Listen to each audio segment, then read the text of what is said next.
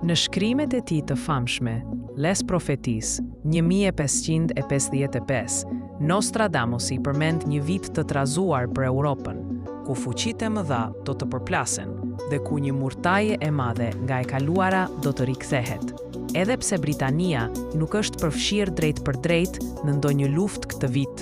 vendi është tronditur nga sulme të izoluara me thikë dhe sulme kibernetike ndaj rrjeteve të mëdha tregtare, ngjarje që shumë e lidhin me frazën armiq nga brenda dhe jashtë.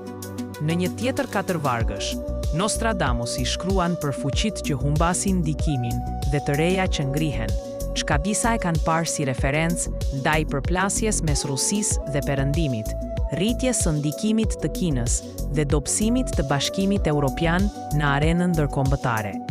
Një tjetër profeqi që po përflitet është ajo për zhvillime të mëdha mjekësore që shumë e lidhin me përparimin e vaksinës kundër tuberkulozit dhe përdorimin e inteligjencës artificiale për diagnostikim të hershëm të sëmundjeve. Sipas disa interpretuesve, përmendja e hënës dhe bronzit francez mund të lidhet me rolin e Francës dhe Turqisë në përpjekjet diplomatike për t'i dhënë fund luftës në Ukrainë. Një tjetër parashikim që Nostradamusi e kishte lidhur me një konflikt të gjatë që shteron ushtrit. Nga ana tjetër, falëzorja bullgare Baba Vanga, e quajtur profetesha e Ballkanit, thuhet se kishte parashikuar për vitin 2045 një luftë të shkatëruese në Europë dhe tërmete të fuqishme që do të ndryshojnë faqen e tokës. Gjatë këtij viti, tërmetet vdekjepryrëse në Filipine, Afganistan dhe Nepal kanë shkaktuar qindra viktima, ndërsa tensionet mes Rusisë, NATO-s dhe lindjes së mesme